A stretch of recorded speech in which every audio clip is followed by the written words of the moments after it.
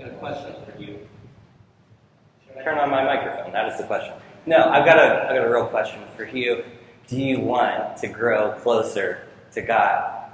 Probably the answer is yes, or else you wouldn't be here today, whether you're watching online or you are right here in the room. My guess is that you do, in fact, want to grow closer to God. Well, as we seek to do this, there are these essential practices that Jesus instituted, that his followers have been lifting up throughout the millennia. These essential practices are simple yet profound ways that we can grow in our relationship with God. So beginning today, we're going to be talking about these essential practices. And so whether you are just starting out on your faith journey or you are looking to grow deeper, my invitation to you is to take the next step. Because faith isn't passive, faith is active, so just do it. As we seek to put these particular principles into practice, as we seek to orient our lives around these, we're going to begin with one, and that is worship. Now, as we think about worship as this essential Christian practice that draws us into closer relationship with God, I will acknowledge that I'm going to set high expectations throughout this entire series, not only of worship, but also of all of the other spiritual disciplines as well. And it's not going to be so simple as just doing it. Like if you just do it, it's not exactly a formula. But I think what you'll find is that you will get out of it exactly what you put into it. So if you don't feel close to God, if you don't feel like God is present in your life, try worship. If you don't feel like you're hearing from God, try prayer. If you don't know what God's will is for your life, try studying in community. If you are just in general feeling far away from the Lord, try to serve. If you're having trouble trusting in God, try giving back a portion of what God has blessed you with.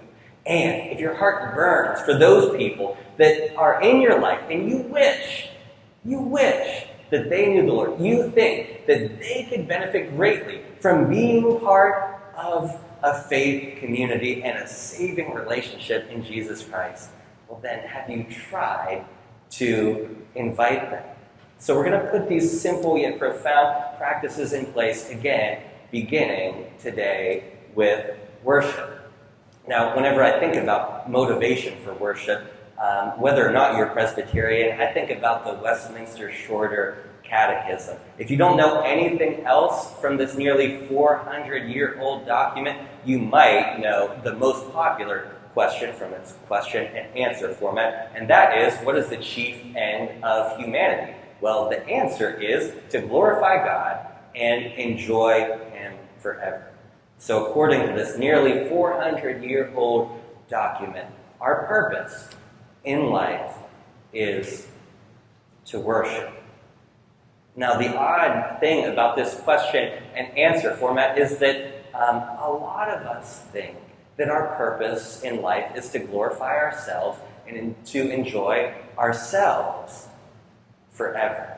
And I'm not just talking about people who are out there. I'm talking about people who are in the church as well. And let me tell you how this manifests. Sometimes we say very odd things, and I will acknowledge that sometimes I am guilty of this as well. But we say very odd things like, well, I just didn't really enjoy worship today.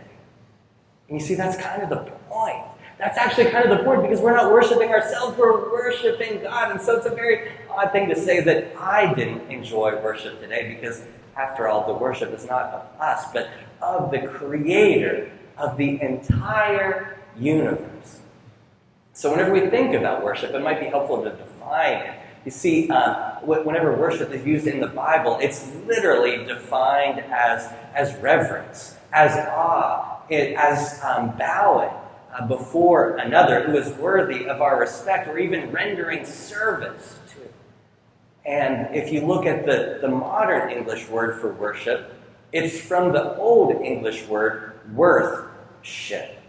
Worth with a TH there, acknowledging that we are in front of someone or something that is worthy of our reverence and respect. And yet, even with those definitions, sometimes it's challenging to put into words exactly what worship of the creator of the universe is. If God is mystery, then what does worship actually look like? Let me offer up a very simple definition. I don't need one word, and that is gratitude. Worship looks like gratitude. Adam Hamilton, a United Methodist pastor who wrote a book that is heavily inspiring this sermon series on these essential Christian practices, said, "Thank you are two of the most important words you'll say in life. I love you are three more." If we could only use 5 words in worship, it would be these 5. Thank you and I love you. If you know these 5 words, you will go far. Yes, in life, but also right here in the sanctuary or wherever you are joining us for worship today. Thank you and I love you are the 5 most foundational words of worship. I also like what Brother David Steindl-Rast has to say. He's a Benedictine monk who has been known as the grandfather of gratitude. He says that it is not happiness that makes us grateful, it's gratefulness that makes us happy. Just sit in that for a moment. In fact, I'm going to say it one more time. It's not happiness that makes us grateful, it's gratefulness that makes us happy. See, we so oftentimes get this reversed, and we think that we will be happy if only we have something for which to be grateful. If we just get more stuff, more power, more respect, more privilege, whatever the more is, if only we achieve more in life, then we will have something for which to be grateful. Then, and only then, can we be happy. But what we find is that with that kind of definition and that kind of trajectory of gratitude and happiness, we never ever do in fact get to happiness. We never ever do in fact get to happiness, because happiness begins with a recognition of what we've got and a gratitude over how God has already blessed us. And not that you're asking, but in case you were wondering, my favorite song from the new Taylor Swift album, The Life of a Showgirl, is called Wish List. And it's a song that's all about gratitude and building contentment in one's life. I haven't actually heard of it as a favorite song of anybody else yet, but I'm going to put it out there. It's a sneaky sort of dark horse candidate. It's all about giving thanks for what we've got and learning to build contentment, which builds gratitude, which builds happiness in our lives. Now, one doctor who teaches at the Duke School of Medicine has said that if gratitude were a drug, that it would be the best-selling drug. But I'm not going to put up that quote because it's wrong. Because gratitude right now is free. It's free. You don't have to buy it. And yet so many of us don't practice it. But it is indeed a good drug. As researcher Dr. Paul Mills and teacher on public health and family medicine has come to the conclusion, a more grateful heart is indeed a more healthy heart. He says this as a result of his research because he has seen the extremely positive correlation between gratitude journaling and cardiovascular health. So worship as if your life depends on it, because it actually does. Your heart will become will become healthier if you can cultivate gratitude. So whenever I think about worship, whenever I think about gratitude, a verse that comes to mind is this one from the Psalms. This is the day that the Lord has made. We will rejoice and be glad in it. Sometimes you just need a particular version. Sometimes you just need a particular translation. And it's not even so much about this is the way I memorized it, or because there's that Kids Bop that This is the day that the Lord has made. We will rejoice and be glad in it. You know that song. Where are my church kids at? You sang that song, right? You sang that song. You know that song. Don't leave me hanging up here alone, right? All right. It's not even for that reason, but rather, the reason why I need to read this particular version is the force with which it attacks our need for worship. This is the day that the Lord has made. We will rejoice and be glad in it. Because this is the day that the Lord has made, we will rejoice and be glad in it. We won't just simply think about it, but we will do it.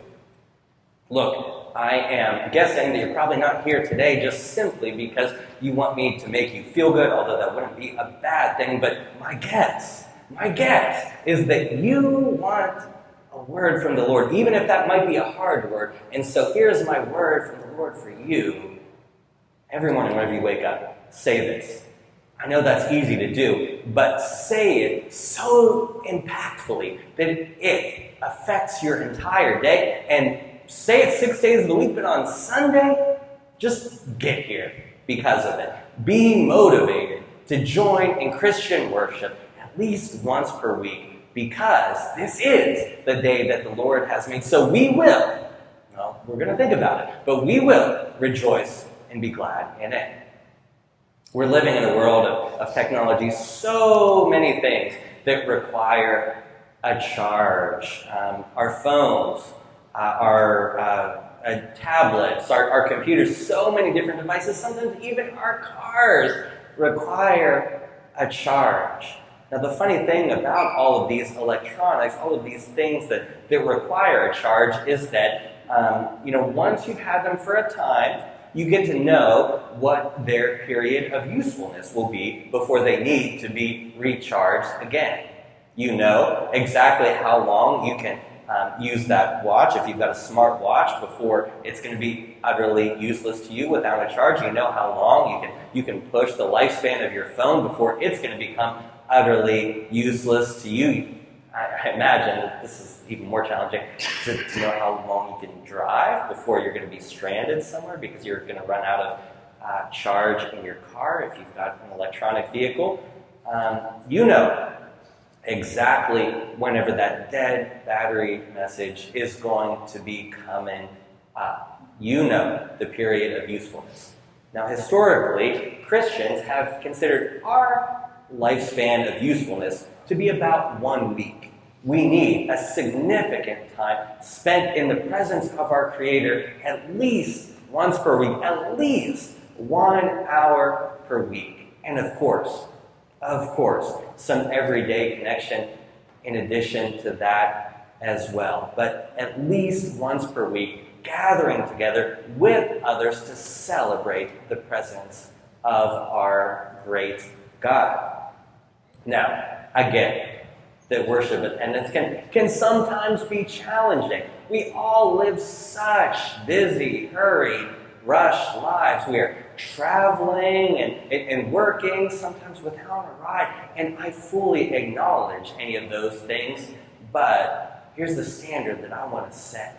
Anytime you're not out of town, not sick, not working, and not without a ride, I want you here. I want you here in worship or joining us online if any of those exceptions are affecting you. And even if you aren't able to get here, you should definitely be joining online, because there's just something that builds us up and sends us out for the week. We need this. Some of us think that the church needs us, which you are all very important, but the church doesn't need you. The church certainly doesn't need me. This particular church has been here for 135 years, and by the grace of God, it will be here for another 135 years, with or without you, with or without me. But what we find is that we need this time. A common refrain of people is that my week is just different if I'm not here. It's just not the same. Something feels off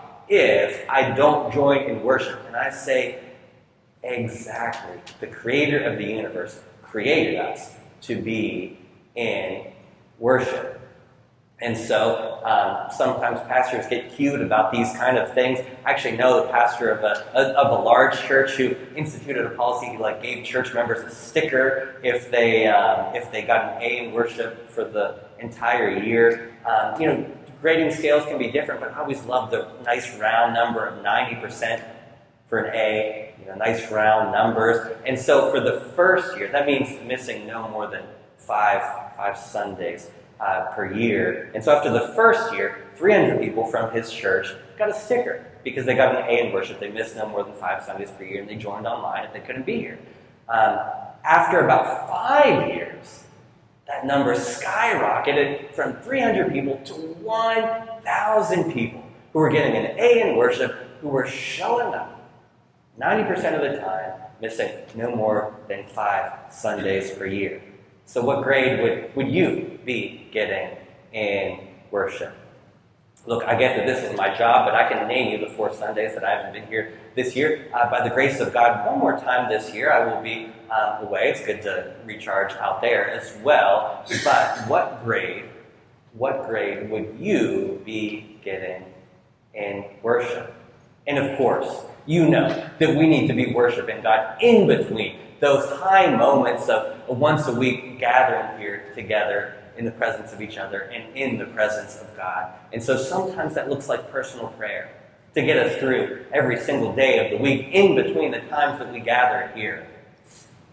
And you all have to find what works for you in terms of prayer. Sometimes what I've found, though, is that whenever I'm moving, I'm praying the hardest. Whenever I'm walking the dogs, whenever I'm going for a run, even whenever I'm driving somewhere, because I know that I can't multitask. There's nothing else that I could do, nothing else that can take my attention. Maybe I should be paying attention to the road, but anyways, don't think too hard about that. That works for me. You've got to find what works for you.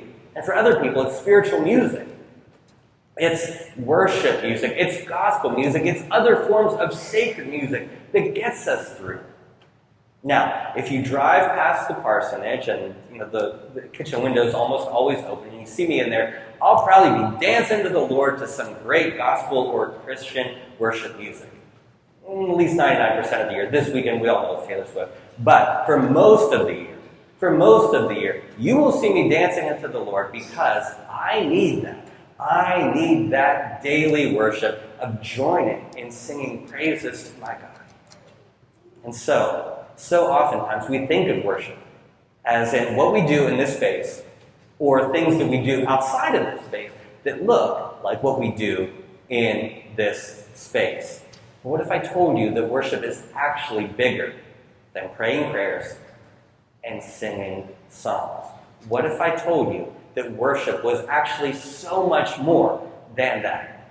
That instead of coming to worship, we should be becoming worship. That instead of attending worship, we should be attending to our worship. I'm reminded of Paul's great therefore in the book of Romans, so let's see what it's there for. Therefore, I urge you, brothers and sisters, in view of God's mercy, to offer your bodies as a living sacrifice, holy and pleasing to God. This is your true and proper what? Worship. Can you read? This is your true and proper what? Worship, exactly. Worship actually looks like giving everything that we are and everything that we have over to God, not holding anything back. Whenever we are fully yielded over to God, then and only then are we participating in worship. But the truth is that none of us have been completely faithful in that. We have all held something back from God.